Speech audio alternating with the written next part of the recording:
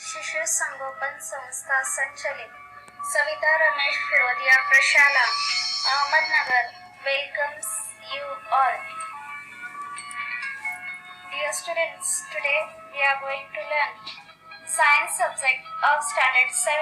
In that we are going to learn chapter number 14. The name of the chapter is Elements, Compounds and Mixture. Elements are generally classified into two groups, metals and non-metals. सर्वसाधारणपणे मूलद्रव्यांचे वर्गीकरण धातू म्हणजेच metal, अधातू म्हणजे non metal या गटांमध्ये करतात. Metals. The properties of metals such as malleability, ductility, conductivity of heat and electricity, density, luster and sonority. Metals म्हणजे धातू. धातूंचे गुणधर्म म्हणजे वर्धनीयता, तन्यता, विद्युत वाहकता, उष्णता वाहकता, घनता, चकाकी, नादमयता असे गुणधर्म आहेत. Non-metals. The elements that do not show these properties are called as non-metals. For example, phosphorus, sulfur, chlorine, etc. Non-metals म्हणजे अधातू. ज्या मूलद्रव्यांमध्ये हे गुणधर्म दिसून येत नाहीत त्या मूलद्रव्यांना अधातू असे आपण म्हणतो. उदाहरणार्थ फॉस्फरस, सल्फर, क्लोरीन इत्यादी. Metalloids. The elements that show some properties of metals and some properties of non-metals are called as metalloids. This is that third group of elements. Arsenic, silicon, selenium are the examples of metalloids. Metalloids म्हणजेच धातू सदृश. जी मूलद्रव्ये काही प्रमाणात धातू तसेच अधातूंचे गुणधर्म दर्शवतात त्यांना मेटॅलॉइड्स म्हणजेच धातू सदृश असे म्हणतात. हा मूलद्रव्यांचा तिसरा गट आहे. उदाहरणार्थ आर्सेनिक, सिलिकॉन, सिलेनियम इत्यादी. Here we can see the burning of magnesium. We have to hold the magnesium ribbon in the flame and we have to observe what changes took place in this experiment. The magnesium ribbon catches fire immediately. The substance formed by a chemical combination of two or more elements is called compound. मॅग्नेशियमची फीत चिमट्याने पेटत्या ज्योतीवर आपण धरायची आहे आणि निरीक्षण करायचं आहे. आपल्याला काय दिसून येईल की मॅग्नेशियम फीत हे आगीला लवकर आपल्याकडे ओढणार आहे. दोन किंवा अधिक मूलद्रव्यांच्या रासायनिक संयोगातून तयार होणारा पदार्थ म्हणजे संयुग होय. Combustion. Hydrogen is a combustible substance, that is, it burns. Oxygen helps combustion.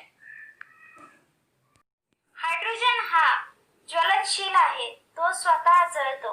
Oxygen ज्वलनास मदत करतो. Water, which is formed by the combination of hydrogen and oxygen, is used to extinguish a fire. Hydrogen आणि oxygen या दोन मूलद्रव्यांच्या संयोगाने बनलेले पाणी हे संयुग आग विझवण्यासाठी उपयोगी पडते. म्हणजे संयुगाचे गुणधर्म हे त्यातील घटक मूलद्रव्यांच्या गुणधर्मापेक्षा वेगळे असतात. चित्रामध्ये आपल्याला दिसत आहे हायड्रोजन आणि ऑक्सिजनच्या संयोगाने बनलेले आपण आग विझवण्यासाठी वापरत आहोत. A molecule of a compound is formed by the chemical combination of atoms of two or more elements. Therefore, a molecular formula is used to represent a compound. A molecular formula of a compound is a short form of its name written with the help of the symbol of the constituent element and the number of their respective atoms. संयुगे लिहिताना मूलद्रव्याप्रमाणेच संक्षिप्त स्वरूपात लिहितात. संयुगांच्या रेणूंमध्ये दोन किंवा अधिक मूलद्रव्यांचे अणु रासायनिक संयोगातून एकत्र आलेले असतात, म्हणून संयोगांचा निर्देश करण्यासाठी रेणू सूत्रांचा वापर करतात. संयुगात असणारे घटक मूलद्रव्याच्या संख्या व अणूंची संख्या यांच्या सहाय्याने संयुगांचे केलेले लेखन म्हणजे आपण मॉलिक्युलर फॉर्म्युला म्हणजेच रेणू सूत्र असे आपण म्हणतो. Mixtures. A mixture is formed by mixing different elements or compounds. The proportion of various components in a mixture is not fixed. मिश्रण. वेगवेगळी मूलद्रव्ये व संयुगे एकमेकांमध्ये मिसळली की मिश्रण तयार होते. मिक्सचर म्हणजे मिश्रण. मिश्रणातील विविध घटकांचे प्रमाण निश्चित नसते. मिश्रणे तयार होताना कोणताही रासायनिक बदल घडून येत नाही. नवीन संयुगे तयार होत नाहीत. चित्रामध्ये आपल्याला मिश्रण दिसत आहे. Mixing unwanted substance in any foodstuff is called adulteration.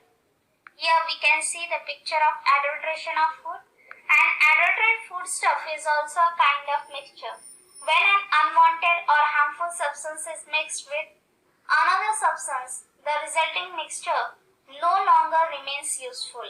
In such case, we can separate unwanted ingredients from the mixture. दैनंदिन खाद्यपदार्थात अनावश्यक पदार्थ मिसळतात. त्यालाच आपण भेसळ असे म्हणतो. म्हणजे भेसळ ही सुद्धा मिश्रणाचाच प्रकार आहे. एखाद्या पदार्थामध्ये अनावश्यक व हानिकारक असा दुसरा पदार्थ मिसळला तर तयार होणारे मिश्रण हे उपयुक्त राहत नाही. अशा वेळी आपण मिश्रणातून आपल्या अनावश्यक असणारे घटक वेगळे करू शकतो. Adulteration म्हणजेच भेसळ. We can separate unwanted ingredients from the mixture.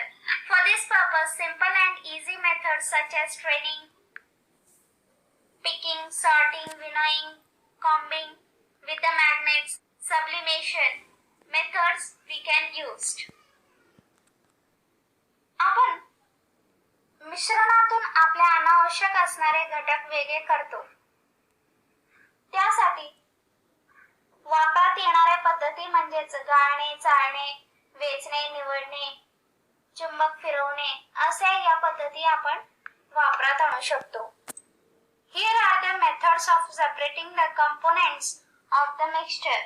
We can use these mixtures: straining, sifting, picking, sorting, winnowing, combing with the magnet and sublimation. These are the methods. Here are the pictures given.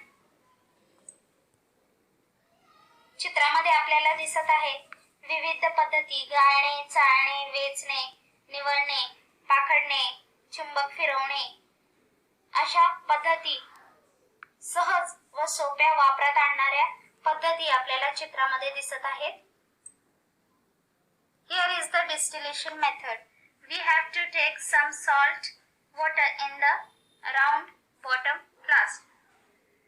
Now we have to arrange the apparatus. Here we can see. Now we have to start the heating the liquid in the flask. Now place on the wire gauze. Here we can see.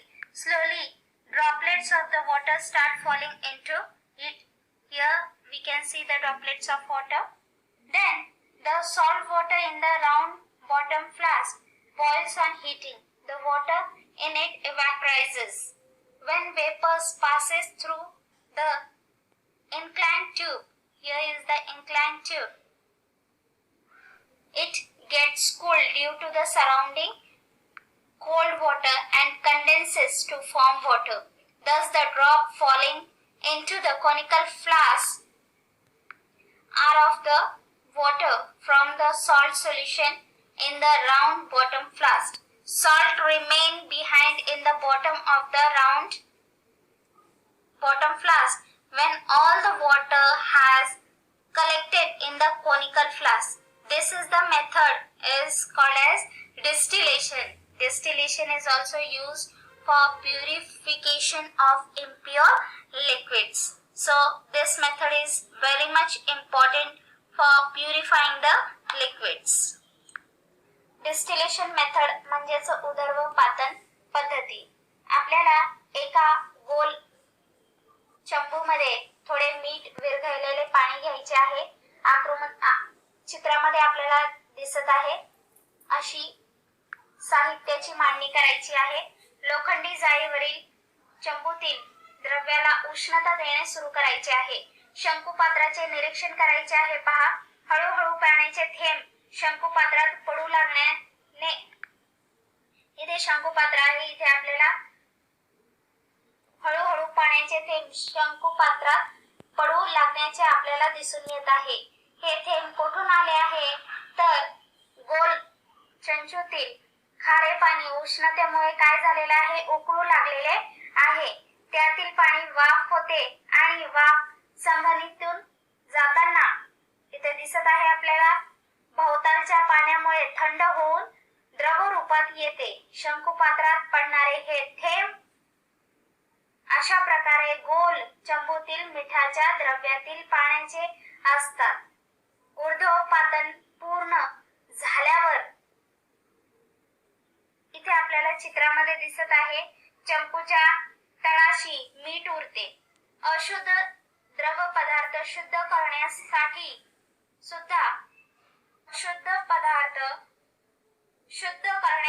सुद्धा या पद्धतीचा उपयोग केला जातो.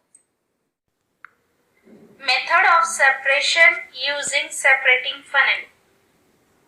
When a mixture of two immiscible liquids is left undisturbed, two layers are clearly seen to have formed. The higher of the liquid remains below and the lighter liquid floats on it.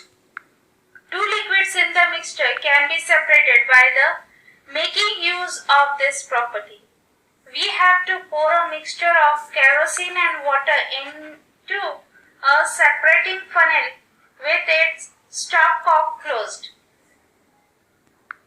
Close the stopper, fix the separating funnel firmly on the stand.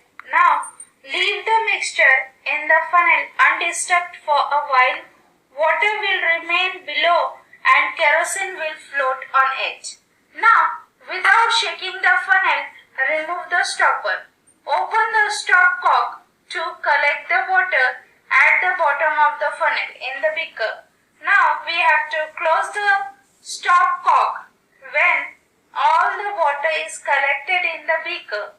Now kerosene and water will be separated. Here we can see how kerosene and water is separated. Separation method म्हणजे विलगीकरण पद्धत.